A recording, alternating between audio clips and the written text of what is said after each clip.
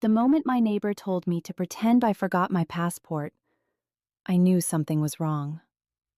My name is Iris Caldwell, and my husband had just handed me a surprise anniversary gift. A weekend cruise. Smiling. Warm. Perfect timing. Everything looked right. "Go enjoy it," he said, kissing my forehead. "You deserve it." Deserve. That word stayed with me as I walked out with my bags, because something about it didn't feel like a gift. It felt like a setup. I was halfway to the taxi when Mrs. Halpern, my elderly neighbor, called out softly from her porch. "Iris, wait!" I turned. She didn't come closer, just leaned slightly forward and said, low enough that no one else could hear, "Say you forgot your passport." I frowned. "What?" "Go back inside," she said. "Bathroom. 10 minutes. Don't come out early." Her eyes didn't look confused. They looked certain. "What will I understand?" I asked. She didn't answer, just said, "Trust me," and went quiet. I stood there for a second, heart steady, but mind racing, because people like her don't say things like that without a reason. So I turned around, walked back inside. My husband looked surprised. "What happened?" "I forgot my passport," I said. He paused, just for a second, then smiled again. "You go grab it."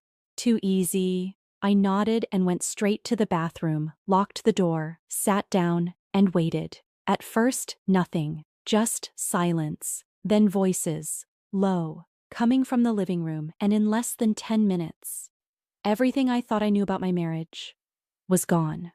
At first, I couldn't make out the words, just voices, muffled, too calm, too familiar. I stood slowly, moving closer to the bathroom door, holding my breath without realizing it. Then I heard her. A woman, laughing, soft, comfortable, like she had been there before. "Are you sure she's gone?" she asked. "Gone. Not left, not traveling. Gone." My fingers tightened against the door handle. My husband answered, "Yes, she's already on her way.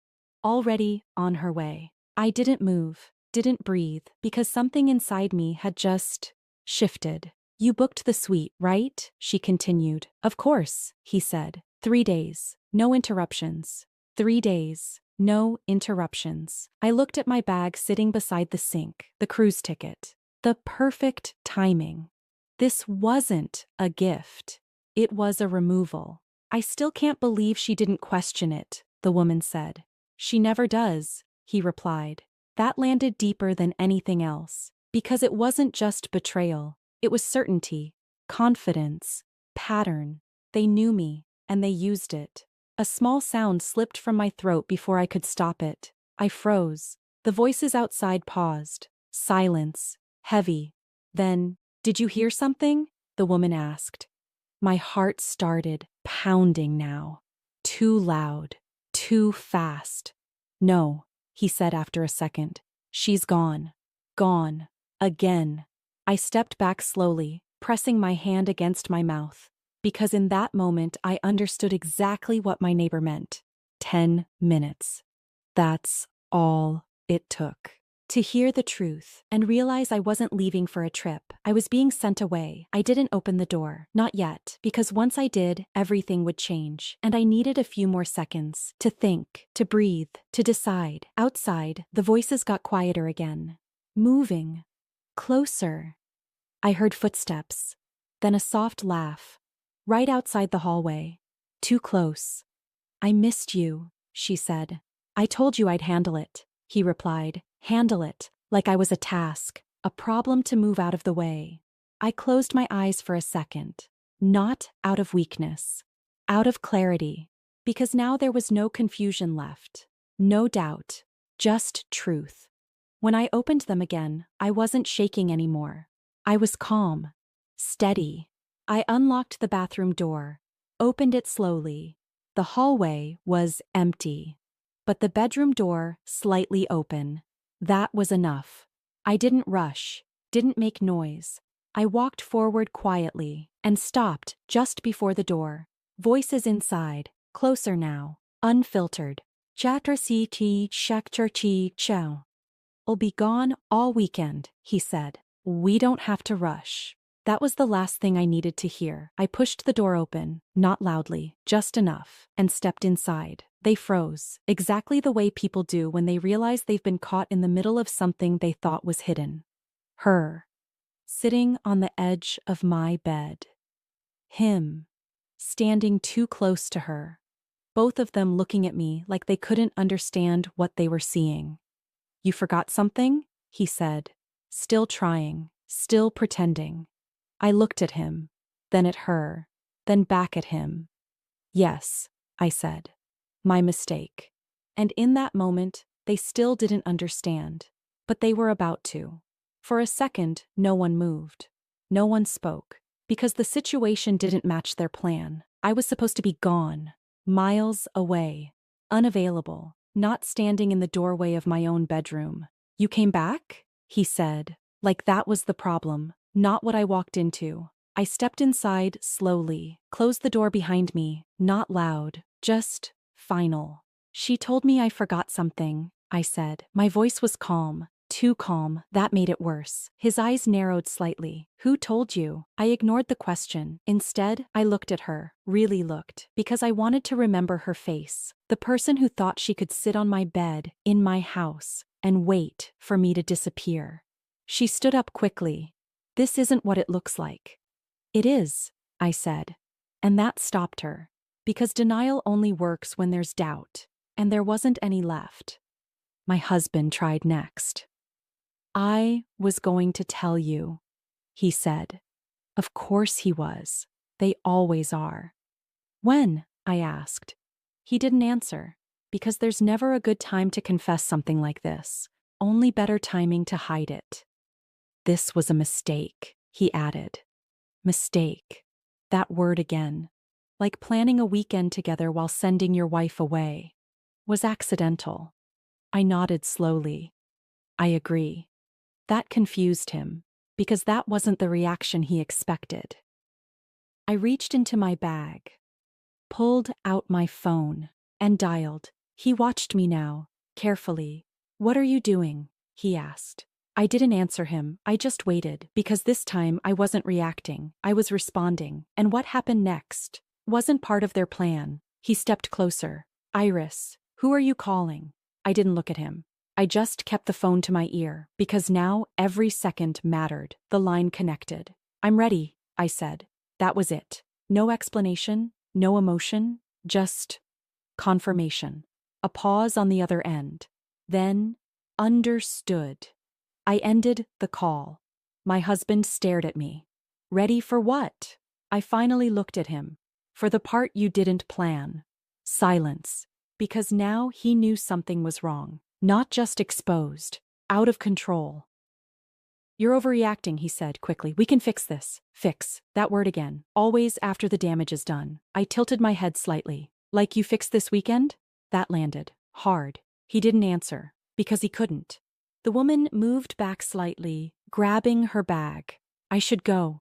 "No," I said calmly. Both of them froze. "You can stay," I added. "You were planning to." Her face tightened, because now leaving didn't protect her anymore. Nothing did. My husband ran a hand through his hair. "Iris, listen to me." "No," I said. Same tone, same calm.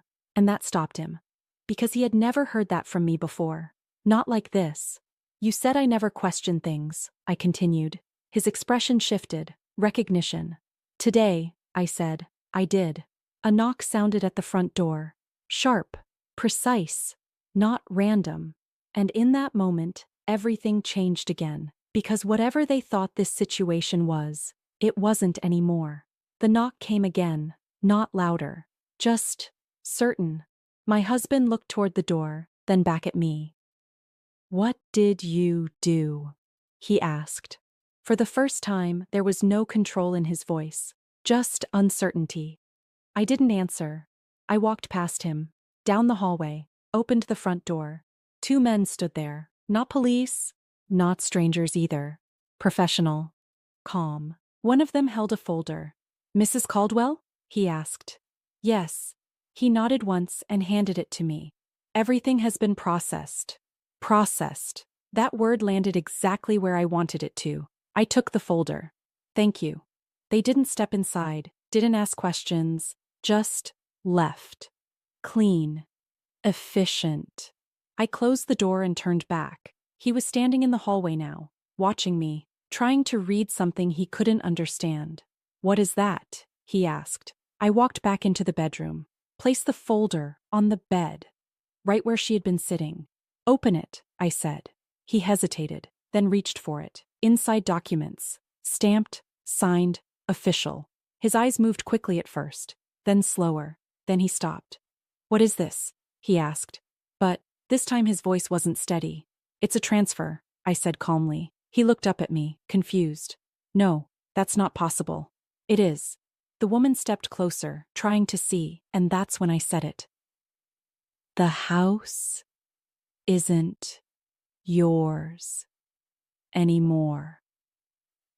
Silence. Because now, they weren't just caught, they were losing something. Real. No, this isn't right, he said, flipping through the pages faster now, looking for a mistake, a loophole, something he could hold on to. There has to be an error, he added. There isn't.